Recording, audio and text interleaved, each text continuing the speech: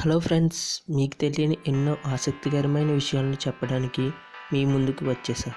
నా పేరు తేజ. మీరు చూస్తున్నారు manufacturing with Teja YouTube channel.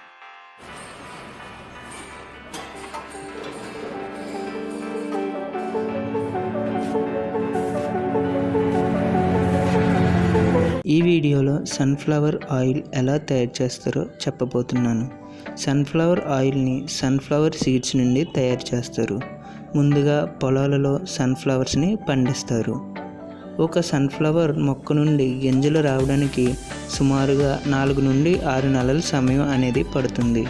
ఇలా సన్ఫ్లవర్స్ని కోసి ఎండబెడతారు, లేదా మొక్కలుగా ఉండగానే ఎండబెట్టి తర్వాత సన్ఫ్లవర్స్ గింజలను మెషిన్స్ ద్వారా కోసి వేరు చేస్తారు. ఇప్పుడు ఈ సన్ఫ్లవర్ గింజలను నూనె తయారు చేసే ఫ్యాక్టరీకి పంపిస్తారు. అక్కడ ముందుగా ఈ గింజలను క్లీనింగ్ చేసి ఏమైనా చెత్త లాంటివి ఉంటే తీసి వేరు చేస్తారు. తర్వాత ఆ గింజలను కోల్డ్ ప్రెస్సింగ్ మిషన్లోకి పంపిస్తారు. ఈ మిషన్ కోల్డ్ ప్రాసెసింగ్ ద్వారా గింజల నుండి నూనెను తీస్తుంది.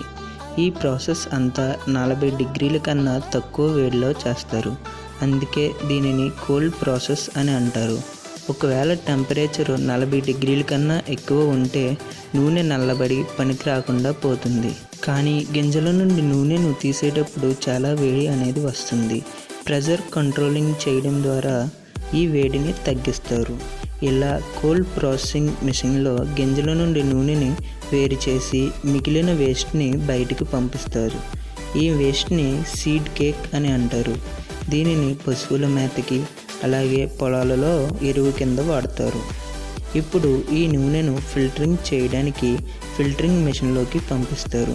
ఇక్కడ నూనె చాలా ఫిల్టర్ ద్వారా వెళ్తూ ప్యూరిఫై అవుతుంది.